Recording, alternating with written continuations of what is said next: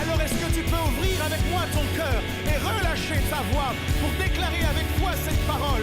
Il pourvoira à tous tes besoins selon sa richesse. Alors crie-le de toutes tes forces maintenant.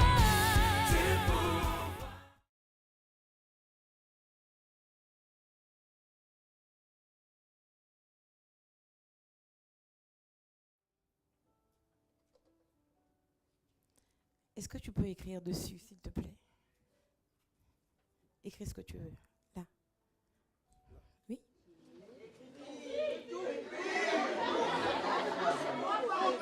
Passe à moi.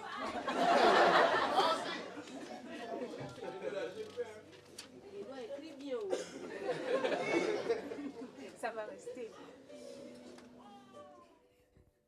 Merci.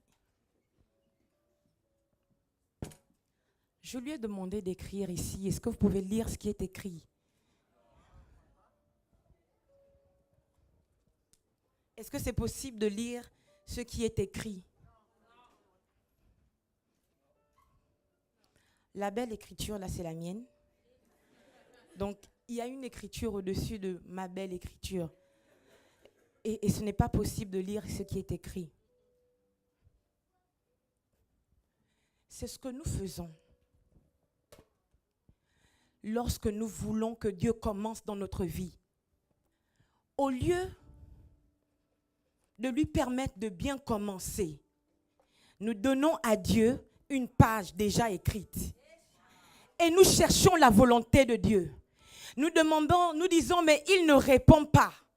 Il n'agit pas. Il ne fait pas. Je ne le vois pas. En fait, il agit. Il fait. Le problème, c'est que vous lui avez donné une page écrite. Dieu veut qu'on lui donne une page blanche pour commencer.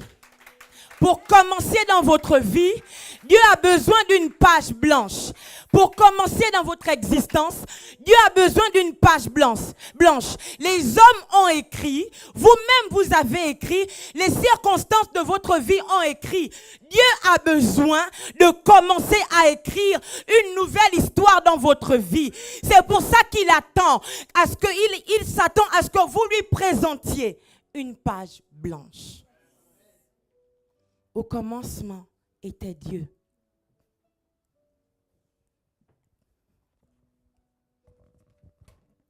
Au commencement était la parole. Et la parole était avec Dieu.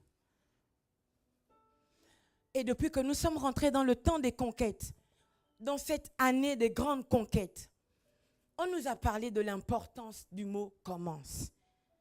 Alléluia. On nous a parlé de ce que Dieu entendait par le mot « commence ». Alléluia. Nous avons écouté le serviteur de Dieu et nous avons appris que commencer, c'est important. Et je comprends pourquoi est-ce que lorsque Jean commence son livre, il dit au commencement était la parole. Parce que pour qu'un destin, je veux dire pour qu'une histoire ait un sens, il y a toujours un commencement.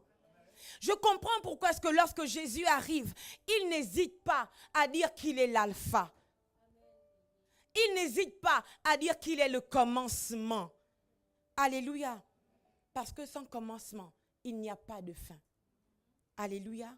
Et nous voulons tous ici bien finir, mais il faut bien commencer. Alléluia. J'aimerais que nous ouvrions nos Bibles, s'il vous plaît.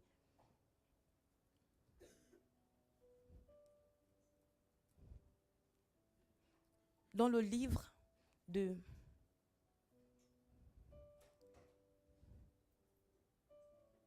Je vérifie rapidement quelque chose. Alors, dans le livre de Matthieu 28. Notons Matthieu 28 à partir du premier verset. Ensuite, Marc 16 à partir du premier verset. Voici ce que la Bible dit. Après le sabbat, Matthieu 28 à partir du premier verset. Après le sabbat, à l'aube du premier jour de la semaine, Marie de Magdala et l'autre Marie allèrent voir le sépulcre. Et voici, il y eut un grand tremblement de terre, car un ange du Seigneur descendit du ciel, vint rouler la pierre et s'assit dessus. Car un ange du Seigneur descendit du ciel, vint rouler la pierre et s'assit dessus. Son aspect était comme l'éclair et son vêtement blanc comme la neige. Les gardes tremblèrent de peur et devinrent comme morts. Mais l'ange prit la parole et dit aux femmes, « Pour vous, ne craignez pas, car je sais que vous cherchez Jésus, qui a été crucifié. » Marc 16.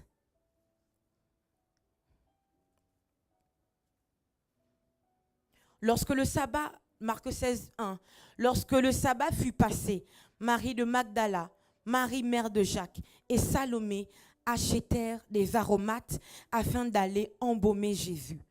Le premier jour de la semaine, elles se rendirent au sépulcre de grand matin, comme le soleil venait de se lever. Elles disaient entre elles, « Qui nous roulera la pierre loin de l'entrée du sépulcre ?»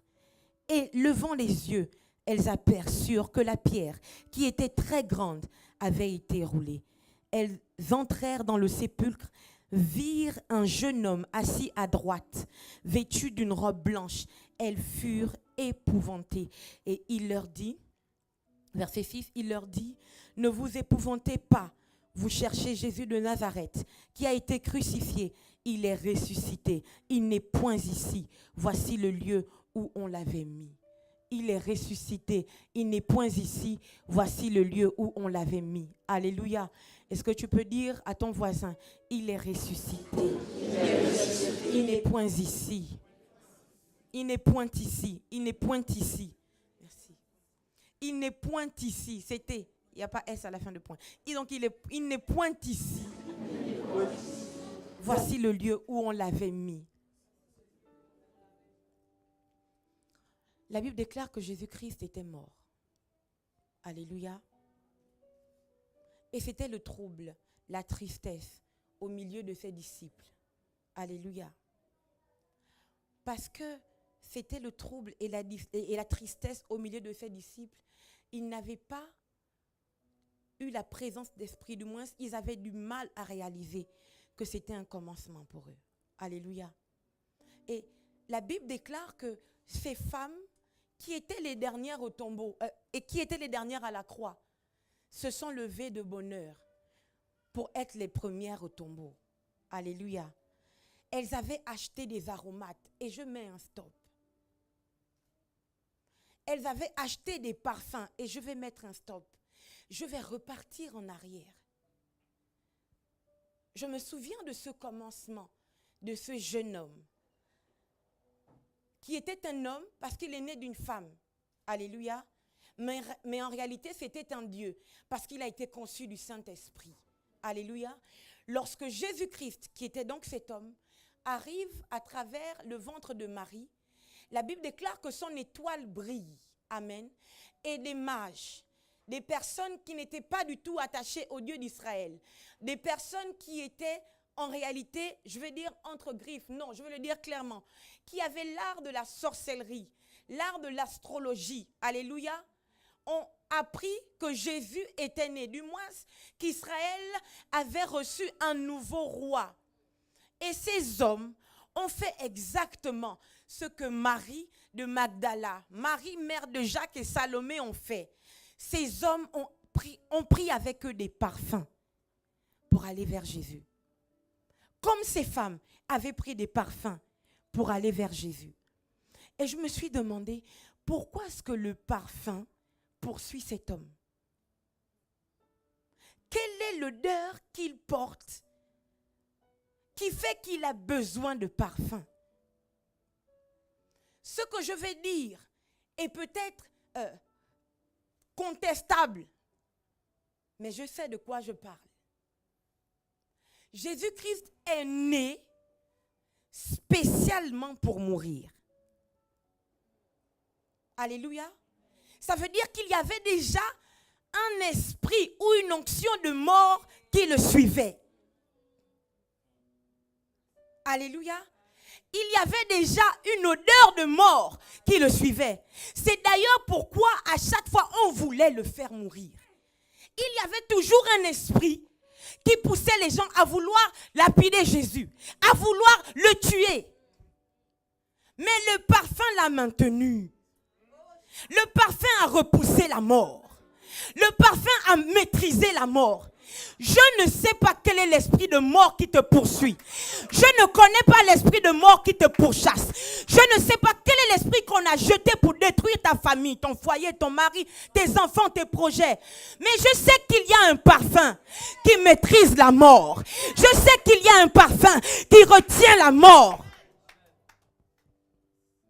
Et cet enfant venait à peine de sortir du ventre de sa mère, qu'on avait déjà apporté des parfums pour qu'il sente la vie au lieu de la mort, pour qu'il sente la gloire au lieu de l'échec. Alléluia. Et cet enfant et cet homme grandit et il entre dans son appel. Et une femme rentre dans une pièce dans laquelle il se trouvait. Il y avait plusieurs personnes dans cette pièce. Mais cette femme a été attirée encore par cet homme qu'est Jésus. Et cette femme est venue encore une fois briser un parfum sur cet homme qu'était Jésus-Christ. Vous savez, la mort, lorsqu'elle est jetée contre vous, elle vous cherche. Elle ne lâche pas. Elle vous cherche. Elle peut commencer dès la naissance à vous réclamer. Alléluia. Lorsque votre mère va à l'hôpital parce qu'elle veut accoucher, il y a des complications. Ou bien lorsque vous grandissez, il y a des choses bizarres. Vous-même, vous savez que vous passez à côté de la mort. Alléluia. Et même si, à un moment donné, elle se retire, elle est en train de chercher le bon moyen pour vous faire du mal. C'est pour ça qu'il faut toujours avoir le parfum. Alléluia. Il faut avoir une odeur qui fait que lorsque la mort arrive, elle vous fuit. Alléluia. Il faut qu'on vous soigne de quelque chose qui fait que lorsque la mort arrive, quand elle sent cette odeur, quand elle voit cette chose, elle vous fuit. Les enfants d'Israël étaient en Égypte. Dieu voulait tuer les premiers-nés d'Égypte. Mais Dieu voulait simplement tuer. Alléluia. Il a dit qu'il fallait oindre les portes et les linteaux de sang. Afin que lorsque l'ange viendrait, l'ange de la mort, l'esprit de la mort que Dieu lui-même enverrait, quand il arriverait, lorsqu'il apercevrait le sang, je vais le dire autrement, lorsqu'il sentira l'odeur du sang, qu'il ne s'approche pas de vos maisons. Alléluia. Quel que soit l'esprit de mort qui est lancé contre vous dans le nom de Jésus, je déclare qu'il y a une odeur dans le sang de Jésus qui combat la mort et qui a le pouvoir de repousser la mort. Au nom de Jésus, personne ne mourra avant son temps.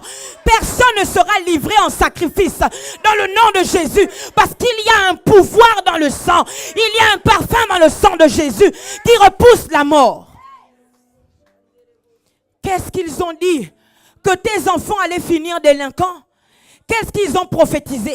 Que tes enfants n'allaient pas vivre leur destin? Qu'est-ce qu'ils ont raconté? Que tu n'allais pas vivre l'appel de Dieu sur ta vie dans le nom de Jésus. Le sang, il y a un parfum dans le sang de Jésus. Ce parfum repousse la mort. Au nom puissant de Jésus-Christ de Nazareth.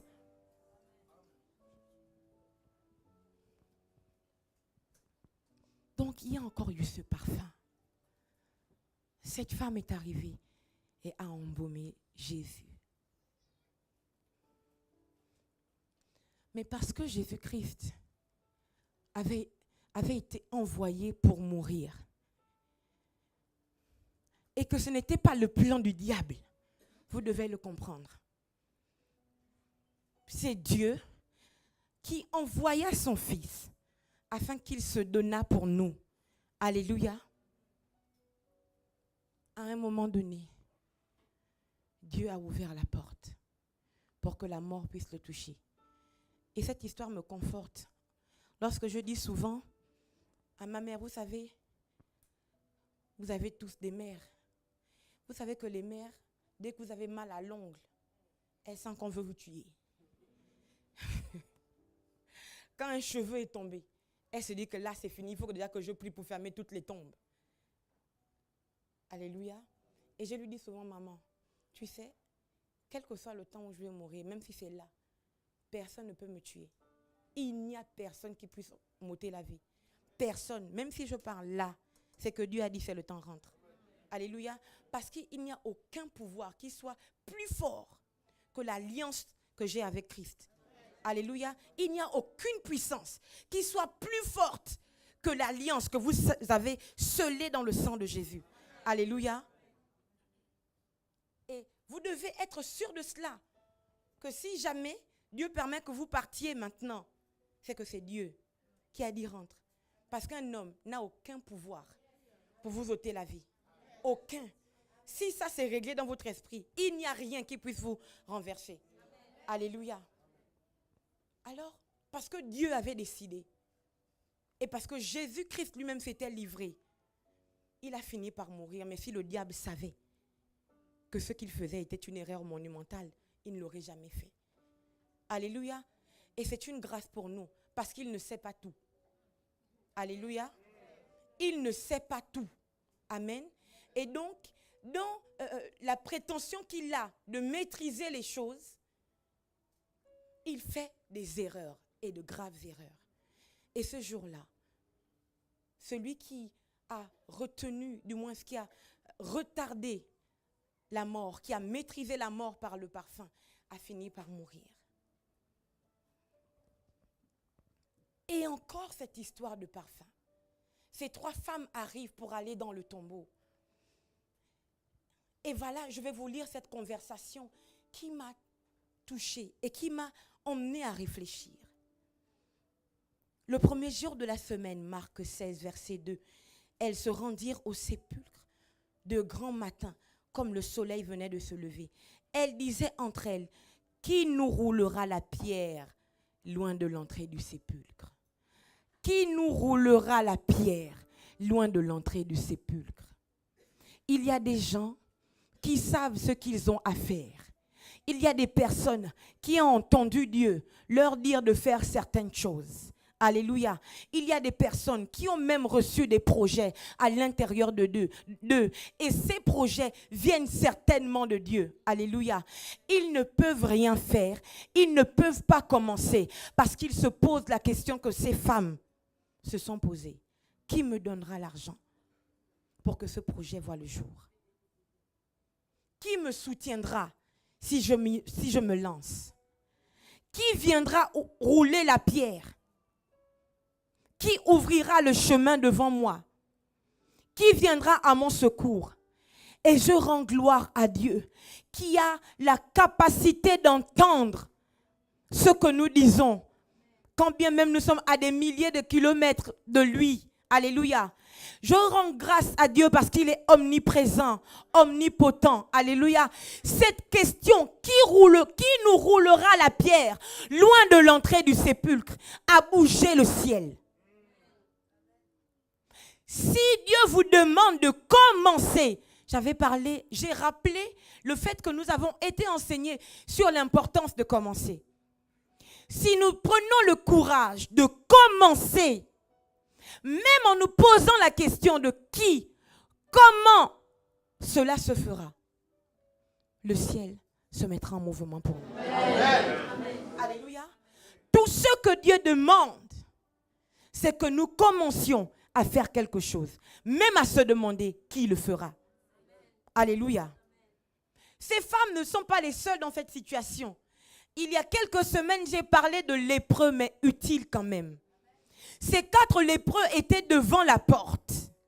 Ils étaient à la porte de l'entrée de la ville. Alléluia. Et à un moment donné, ils se sont posé la question en disant, quoi? Resterons-nous ici? Ils savaient qu'il fallait faire quelque chose. La chose à ne surtout pas faire, c'est de rester sur place. Alléluia. Il faut absolument faire quelque chose. Il faut commencer à faire quelque chose pour que le ciel se mette en mouvement. Parce que le ciel ne se déclenchera pas si vous, sur la terre, vous ne commenciez quelque chose. Ces 4 lépreux ont dit, quoi? Resterons-nous ici? Si nous entrons dans la ville, nous mourrons. Ils savaient aussi que s'ils restaient là devant la porte, ils allaient mourir. Il fallait avancer. Vous savez, des fois quand les portes sont fermées, on arrive et puis une porte est fermée. Ça veut dire fais demi-tour. Ça veut dire tourne-toi. Laisse la porte derrière toi et avance. Il faut que tu fasses quelque chose. Alléluia. Et David l'avait bien compris. David dit, quand je marche dans la vallée de l'ombre de la mort, quand je marche dans la vallée de l'ombre de la mort, je ne crains aucun mal, car tu es avec moi. C'est très fort. Il dit, quand moi, David, je suis dans la vallée, je suis dans les problèmes, je suis dans une situation qui me dépasse. C'est la vallée de l'ombre de la mort. Alléluia. Il sait que l'endroit dans lequel il est associé à la mort. Alléluia. David sait qu'il faut quand même qu'il marche. Amen. Il dit, quand je marche dans la vallée de l'ombre de la mort, moi David, je ne crains aucun mal. Car toi, tu es avec moi. Dieu est avec ceux qui marchent. Dieu est avec ceux qui avancent. Dieu est avec ceux qui commencent à faire quelque chose. Josué n'avait rien d'autre que le fait de se mettre en mouvement. Il dit, arrête de pleurer, fortifie-toi et prends courage. Alléluia. Il dit, quand je marche dans la vallée de l'ombre de la mort, je ne crains aucun mal car tu es avec moi. Et là, je vous ai dit que le fait de faire quelque chose met Dieu en mouvement. Il dit, ta houlette, pas la mienne, la tienne. Et ton bâton, pas le mien, le tien. Alléluia. Si tu te mets en mouvement, Dieu va se mettre en mouvement avec tout ce qu'il a pour te sauver. Dieu savait que dans la vallée, David avait besoin de la houlette et du bâton. Alléluia. David avait besoin d'aller tout droit, de foncer. Il n'avait pas besoin d'être caressé. Il n'avait pas besoin d'être consolé. Non, David, assieds-toi, je sais que tu es fatigué, ça va aller. Non, non, non, non, non. Vous mourrez dans la vallée parce que vous vous y asseyez. La vallée a raison de vous parce que vous restez à terre. Un conquérant ne reste jamais à terre. Un conquérant sait qu'il faut qu'il continue d'avancer, même s'il sait qu'il va mourir. Jésus-Christ savait qu'il allait mourir, mais il fallait qu'il monte jusqu'au mont Golgotha. Il fallait qu'il continue d'avancer. Je viens encourager quelqu'un aujourd'hui. Tes problèmes ne sont pas plus forts que la force qui est en toi. Tu ne réalises pas la force qui est en toi parce que tu ne marches pas. La force qui est en toi est activée par ton mouvement. Ce matin, je vois des conquérants en mouvement. Ce matin, je vois des gens qui réalisent qu'ils ont quelque chose en eux. Et ils se mettent en mouvement pour que cette force se décuple, pour que ce pouvoir se manifeste. Je suis comme mon Dieu, je suis comme mon Seigneur. Même si c'est la croix, je vais avancer. Même si c'est Golgotha, je vais avancer. My God, je sais que si je suis dans la vallée, c'est que j'ai le pouvoir de la traverser.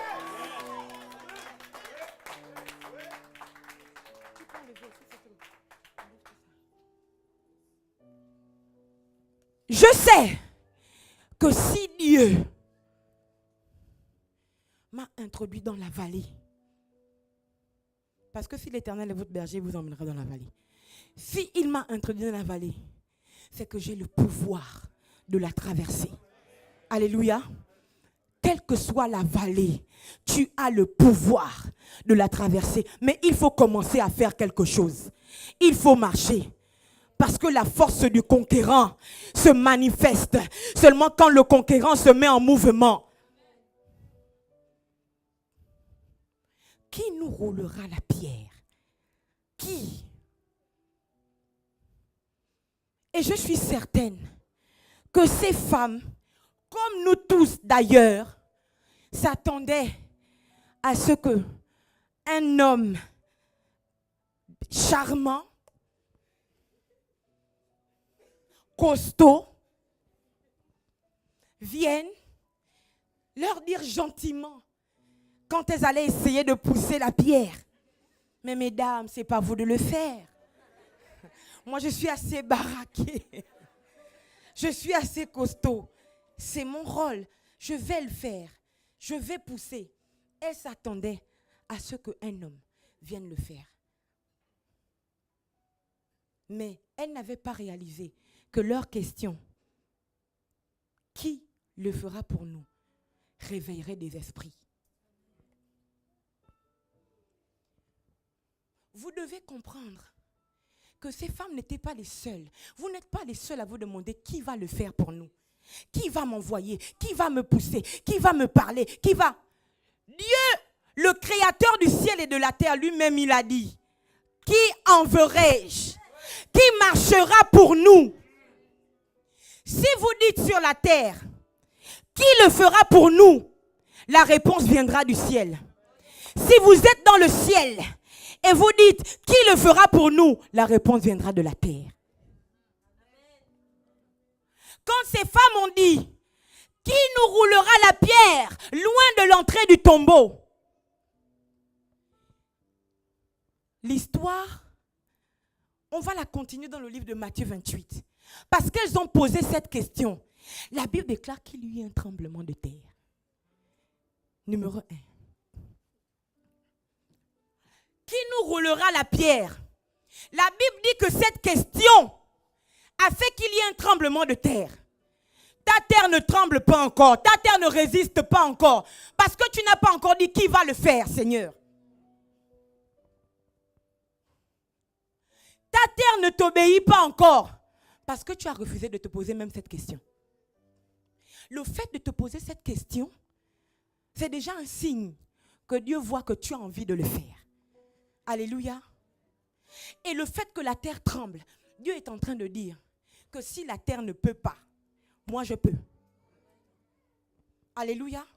Si la terre ne peut pas, moi je peux. Si la terre ne peut pas répondre à ce besoin, moi je peux. Alléluia. Qui nous roulera la pierre? Il y eut un tremblement de terre. Il faut que je lise. Matthieu 28, s'il vous plaît.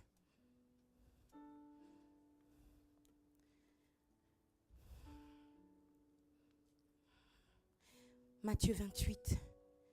La Bible dit, et voici, verset 2, il y eut un grand tremblement de terre, car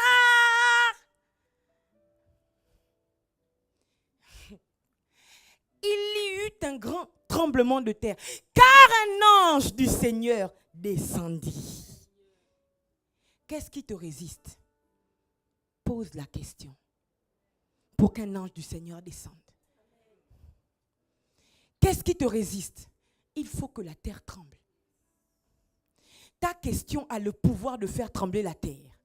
Ta question, le fait que tu réfléchis sur un projet de Dieu, le fait que tu te concentres sur un projet de Dieu, le fait que tu fixes tout ton temps, toute ta pensée sur un projet de Dieu. Si ton destin est un projet de Dieu et que tu te concentres sur le destin que Dieu a sur ta vie, alors la terre va trembler parce que ce projet doit s'accomplir, parce que ce destin doit s'accomplir. Et la Bible déclare que la terre trembla car un ange descendit. Quand on lit l'histoire, on a le sentiment que l'ange est descendu pour rouler la pierre afin que Jésus sorte du tombeau. Non! L'ange est descendu rouler la pierre afin que toi tu vois qu'il n'y a plus personne dans le tombeau. C'est pour ça que l'ange est venu. Il t'a menti. Le diable t'a menti que c'était trop difficile. Que tu ne pouvais pas te marier. Que toi ne pouvais pas te regarder. Que toi tu devais finir dans la disette, dans la pauvreté. Que toi tu as le droit d'être malade. En fait c'est ça ton destin. Que tes enfants doivent toujours échouer. Dieu va descendre. Il va faire trembler la terre. Il va rouler le tombeau. Ils ont dit que tu étais dans le tombeau. Viens voir, est-ce que tu es dans le tombeau? Viens voir toi-même, my God.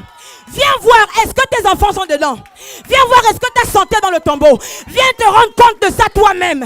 Viens toi-même observer, constate les faits. Rentre dans ce tombeau. Va voir, est-ce que c'est toi qui y es?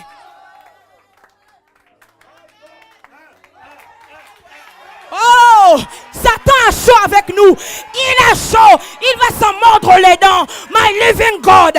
Il pensait que parce que Jésus portait des nations à l'intérieur de lui, parce que Jésus portait Gélil d'Orego, il portait Shirley d'Orego, il portait Martin Abano, il portait les providers, il portait les enfants de Dieu.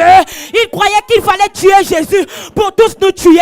Oh, il ne savait pas que lorsque Jésus sortirait du tombeau, on se rendrait compte que puisque nous sommes en Jésus, nous aussi nous sommes sortis, nous aussi nous sommes plus là-bas, nous aussi nous sommes quittés. Nous, my God, my God, my God, my God. Satan, tu aurais dû t'en rendre compte. Qui va entrer dans ce tombeau et se rendre compte qu'il n'est plus là-bas. Qu'il n'est plus là-bas. Il n'a pas roulé la pierre. Jésus n'avait pas besoin qu'on roule la pierre pour sortir. Jésus lui-même, il était Dieu. Jésus lui-même, il était esprit. Jésus lui-même, il avait vaincu la mort. Jésus lui-même a marché dans la mort et disait à la mort, conduis-moi à l'enfer, là où tu as enfermé ces gens. Je vais aller, donne-moi les clés. Jésus allait ouvrir. Jésus n'avait pas besoin que la pierre soit roulée pour sortir. Mais Jésus a envoyé l'esprit de la résurrection. Jésus a envoyé les anges de la résurrection. Jésus a envoyé les esprits qui travaillent dans le domaine de la résurrection. Rouler la pierre pour qu'un homme y entre et va regarder. Ma femme, elle n'est pas là-bas. Mes enfants ne sont pas là-bas. Je ne suis pas censé être dans l'échec. Mon Dieu, ça fait longtemps que je suis sorti avec Jésus. Mais pourquoi il m'a menti? La pierre est déjà roulée. La pierre est déjà roulée. Je suis rentré. J'ai regardé. Je n'y suis plus. Tu n'y es plus. Tu n'y es plus. Ta famille n'y est plus. Tes enfants n'y sont plus. Ta santé n'y est plus. Oh non, non. Tu n'es pas appelé stérile. Tu n'es pas appelé pauvre. Tu n'es pas appelé malade. Parce que Jésus est sorti. Jésus est sorti. Jésus est sorti. Jésus est sorti. Et tu es sorti avec lui. C'était grave. C'était grave. Parce que quand elles entrent, il y a d'autres versions qui disent que il dit, rentrez vous-même. Regardez, il n'y est plus. Regardez, les linges qu'il avait étaient pliés. Et Seigneur, même ce qu'il portait était plié, rangé tranquillement sur le côté. Rangé tranquillement sur le côté. Qui a dit que parce que ta vie est un peu trouble, que Jésus n'a pas déjà plié tout rangé sur le côté? Qui a dit ça? Jésus n'était pas un désordonné. Jésus était très clair. Même si ça bouge un peu, il a déjà plié tout, il a rangé sur le côté. Même si ça bouge un peu, il n'y a plus aucun lien, il n'y a plus aucun vêtement de mort, il a déjà tout rangé, il a plié, il a rangé sur le côté. Oh, je ne sais pas quelle est cette maladie qui va te fatiguer. Dis que tu as déjà été plié, rangé sur le côté. J'avance.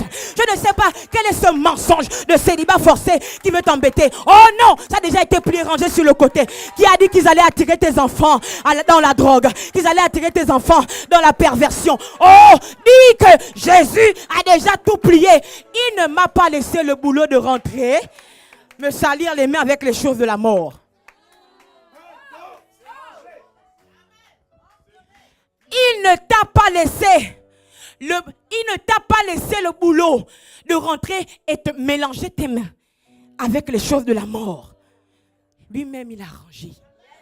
Il a plié. Il a rangé sur le côté. La seule chose qui te reste à faire, c'est de constater. Constate. Vois. J'ai livré entre tes mains Jéricho, son roi, ses vaillants soldats. Vois, j'ai livré entre tes mains ce tombeau qui voulait te résister. La pierre à 30. Oh non, elles sont précises. Qui nous roulera la pierre loin de l'entrée? qui nous roulera la pierre loin de l'entrée du tombeau. Tu n'as pas besoin de passer comme ça. Non, non, non, c'est rouler et très loin. Donc tu arrives comme l'enfant du roi que tu es. Tu fais l'état des lieux, tu constates qu'en réalité, là, moi, je ne sais plus. Hein. Là, tout est plié, tout est rangé. Qui nous roulera la pierre? Loin! C'est loin! Cette pierre ne reviendra pas fermée. Parce que ça, c'est le tombeau du témoignage. Le souvenir est là. Si tu doutes un peu, la pierre est déjà roulée loin. Repars regarder. Je ne suis plus stérile. Qui nous roulera la pierre loin du tombeau? Qui nous roulera la pierre loin du tombeau? Elles sont rentrées. Il avait déjà tout rangé. Il avait déjà tout plié. Et le plus fort, c'est que quand il roule la pierre, cet ange, il n'est pas comme nous.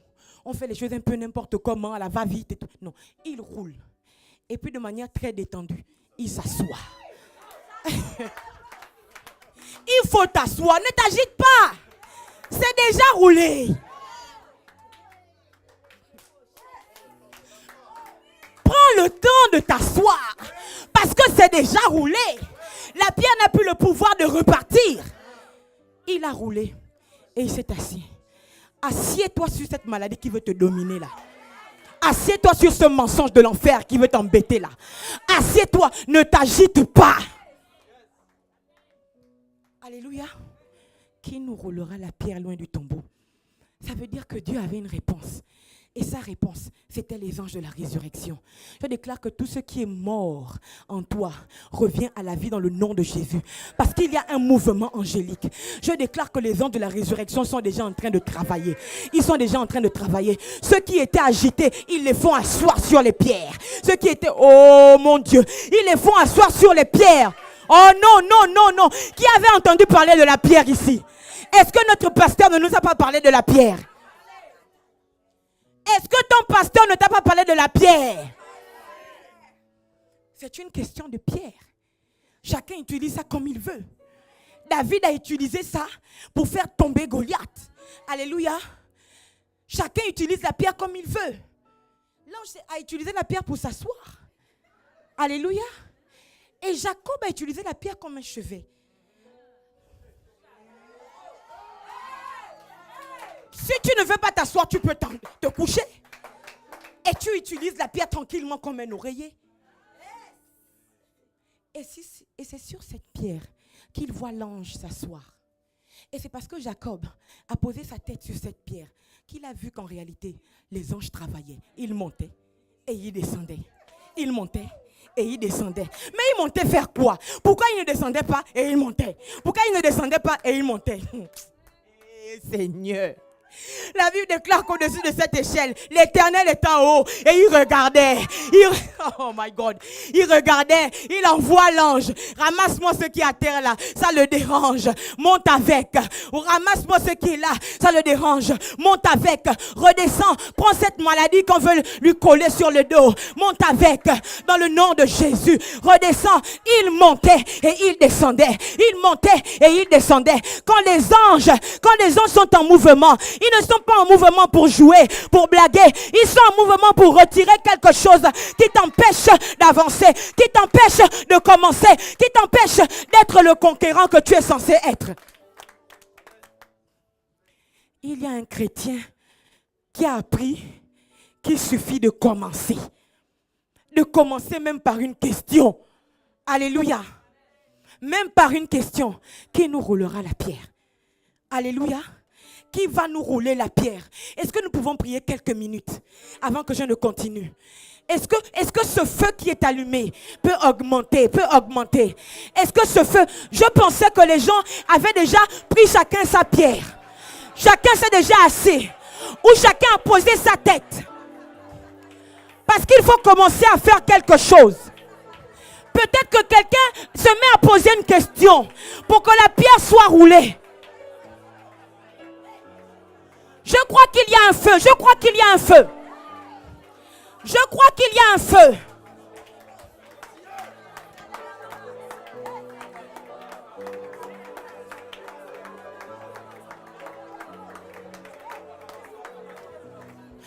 peux parler, tu peux le faire encore plus. Quelques minutes, quelques minutes. Quelques minutes.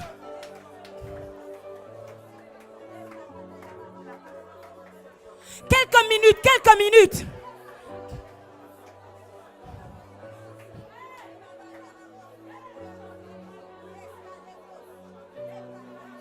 Quelques minutes, quelques minutes, quelques minutes. Quelques minutes, quelques minutes. Je vais vous dire comment Jésus a fait. Allez. Vous comprenez que la pierre va être roulée. La pierre va être roulée. Cette montagne va être déplacée. Les pierres de Jéricho qui constituaient la muraille sont déjà tombées. Elles sont tombées. Parle. Cette montagne va se déplacer. Elle va te faire de la place. Il va la rouler loin de l'entrée du tombeau. Il va la rouler loin de l'entrée du tombeau. Parce que tu as commencé à faire quelque chose. C'est par l'esprit que Jésus est sorti du tombeau. Jésus n'était plus chair. Jésus n'était plus maîtrisé par la chair. Jésus était devenu un esprit. Il faisait un avec l'esprit. Il n'avait pas besoin que quelqu'un vienne pousser la pierre. Je ne sais pas si malgré le fait que la pierre a été roulée, tu te sens quand même retenu par la mort. Il y a une autre issue. Parce que tu as dit qui nous roulera la pierre loin de l'entrée du tombeau. Parce que tu as émis le désir de commencer à faire quelque chose. Il fallait confronter la mort. Ces femmes, quand elles allaient au tombeau, elles allaient confronter la mort. Elles allaient rencontrer, embaumer Jésus qui était mort. Elles ont pris leur responsabilité. C'était à elles de confronter la mort. C'est à toi de confronter la mort qui vient contre toi. Mais ce n'est ni par la force, ni par l'intelligence. Oh, il dit, qui es-tu, grande montagne, devant Zorobabel? Tu seras aplani, tu seras roulé, Je vais t'exploser, non pas par la puissance, mais par l'esprit. Il y a un vent de l'esprit qui commence à souffler. Je sens que le vent de l'esprit est déjà là. Je sens que quelque chose est en train de se produire. Providence,